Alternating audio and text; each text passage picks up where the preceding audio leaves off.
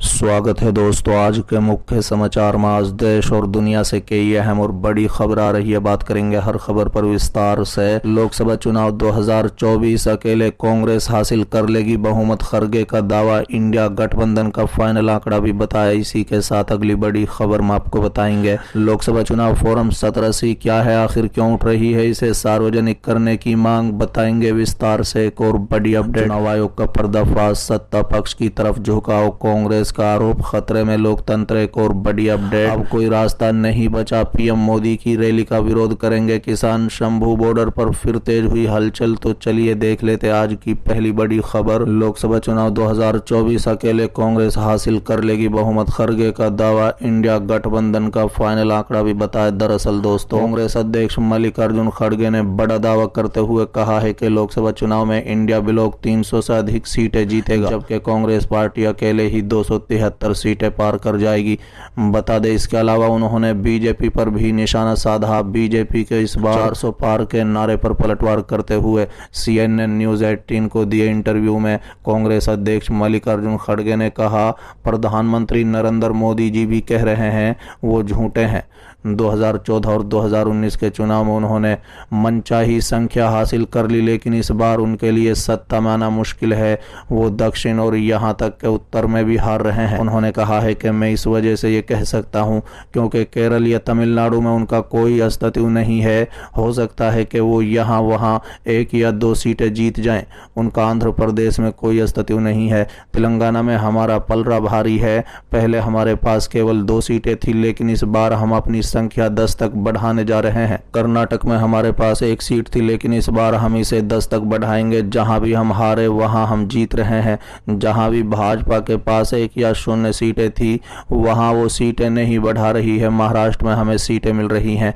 भले ही आप राजस्थान, मध्य प्रदेश, छत्तीसगढ़, पंजाब, हरियाणा जाएं, हम इन राज्यों में अच्छा कर रहे हैं। यूपी में हमें 10 सीटें मिलेंगी और हमारे गठबंधन को 14 सीटें मिलेंगी। ये 400 पार एक झूठी कहानी है। कांग्रेस के प्रदर्शन को लेकर उन्होंने कहा है कि हमारी कोशिश से ज्यादा सीटें पर जीत हासिल करने की है। लोकसभा चुनाव जीतने के लिए 273 सीटें चाहिए होती हैं। हम इस बार इससे ज्यादा सीटें हासिल करेंगे। हमारा गठबंधन 300 से ज्यादा सीटों पर जीत हासिल करेगा। हम संविधान और लोकतंत्र की रक्षा के लिए गठबंधन के रूप में एक साथ आए हैं और हम जीतेंगे। बता दें कि हाल ही में नरेंद्र मोदी ने राहुल गांधी के पुराने वीडियो की बात की थी। इस वीडियो में राहुल गांधी मुस्लिम आरक्षण को लेकर बात कर रहे थे। इसको लेकर उन्होंने कहा है कि एक पीएम होने के नाते क्या आपको लगता है कि उन्हें ऐसी बातें करनी चाहिए? जब आरक्षण की बात आती है तो सभी देशों में ऐसे फैसले ज़्यादा विचार विमर्श के बाद लिए जाते हैं। हम भी अपने गठबंधन सहयोगियों के साथ बैठेंगे और ज़रूरत पड़ने पर निर्णय लेंगे। वो विभाजन की राजनीति कर रहे हैं जो जनता के सामने है। अगर वो सत्ता में आए तो संविधान बदल देंगे और हम संविधान की रक्षा करेंगे। चलिए अगली खबर, चुनाव आयोग का पर्दाफाश, सत्ता पक्ष की तरफ झुकाव, कांग्रेस का आरोप, खतरे में लोकतंत्र। दरअसल दोस्तों, कांग्रेस ने केंद्रवार मतदाता प्रतिशत डेटा वेबसाइट पर डालने से इनकार करने पर गुरुवार को चुनाव आयोग की तीखी आलोचना की। उन्होंने कहा है कि ये दुर्भाग्यपूर्ण और निंदनीय है कि चुनाव आयोग अपने संवैधानिक कर्तव्य को पूरा नहीं कर रहा है। बता दें कि कांग्रेस ने आरोप लगाया कि चुनाव आयोग का झुकाव एक तरफा है।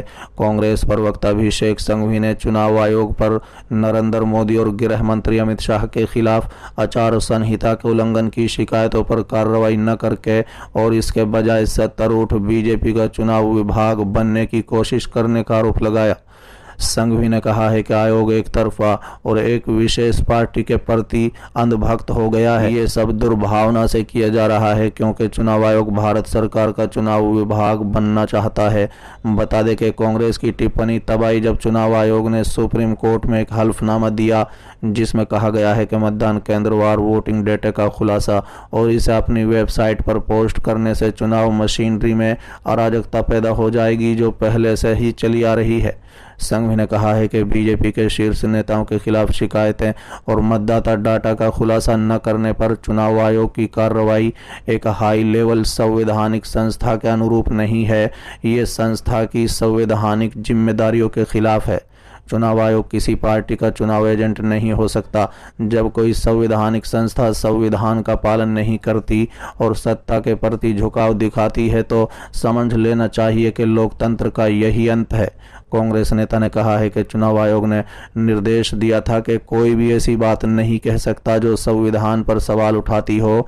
उन्होंने कहा है कि हम खुले तौर पर कह रहे हैं कि जब तक आचार संहिता का उल्लंघन न हो, चुनाव आयोग को ये तय करने का अधिकार नहीं है कि कौन क्या कहेगा। चलिए अगली खबर, लोकसभा चुनाव फॉर्म 17C क्या है, आखिर क्यों उठ रही है इसे सार्वजनिक करने की मांग। दरअसल दोस्तों, लोकसभा चुनाव 2024 के बीच वोटिंग के आंकड़ों को लेकर लगातार सवाल उठाए जा रहे हैं, क्योंकि वोटिंग के आंकड़े चुनाव खत्म होने के कई दिन बाद जारी हो रहे हैं। राजनीतिक दल बार बार कह रहे हैं कि चुनाव के दिन वोटिंग का प्रतिशत कुछ और एक हफ्ते बाद कुछ और कैसे हो सकता है। बता दें, इसी बीच फॉर्म 17C की चर्चा खूब हो रही है। ADR इसको लेकर सुप्रीम कोर्ट पहुंच गई। वहीं चुनाव आयोग ने फॉर्म 17C के डाटा का सार्वजनिक करने से इनकार कर दिया है। अब आपके मन में भी सवाल होगा कि आखिर ये फॉर्म 17C क्या है, इसे लेकर इतना बवाल क्यों है। बता दें कि ये पूरा मामला क्या है, लोकसभा चुनाव के दौरान फॉर्म 17C और 17A को लेकर क्यों चर्चा हो रही है, ये दोनों फॉर्म क्या हैं और इसके क्या होता है। बता दें कि वोटिंग प्रक्रिया में पारदर्शिता के लिए ये क्यों महत्वपूर्ण है। चुनाव आयोग की ओर से जारी वोटिंग के आंकड़ों पर आपत्ति जताते हुए ADR ने सुप्रीम कोर्ट में 9 मई को एक याचिका दायर की थी। याचिका में चुनाव आयोग से 2024 लोकसभा चुनाव के प्रतियोग चरण की वोटिंग के बाद मतदान केंद्र फॉर्म 17C भाग I में दर्ज आंकड़े और निर्वाचन क्षेत्रवार वोटिंग के आंकड़े जारी करने की मांग की गई। इसके साथ ही याचिका में चुनाव आयोग की वेबसाइट पर फॉर्म 17C भाग 2 की स्कैन की गई कॉपियां भी अपलोड करने की अपील की गई है, जिसमें 2024 के लोकसभा चुनाव के परिणामों के संकलन के बाद उम्मीदवार मतगणना का परिणाम शामिल है। 17 मई 2024 को इस मामले में सुप्रीम कोर्ट में सुनवाई हुई। Chief justice of India DY Chandrachud, justice JB Pardiwala और जस्टिस मनोज मिश्रा की पीठ ने चुनाव आयोग को 24 मई तक जवाब दाखिल करने का आदेश दिया था। सुनवाई के दौरान ADR की ओर से पेश हुए वकील प्रशांत भूषण ने कहा है कि चुनाव बूथ पर मौजूद हर मतदान अधिकारी फॉर्म 17C भरकर रिटर्निंग ऑफिसर को जमा करना होता है।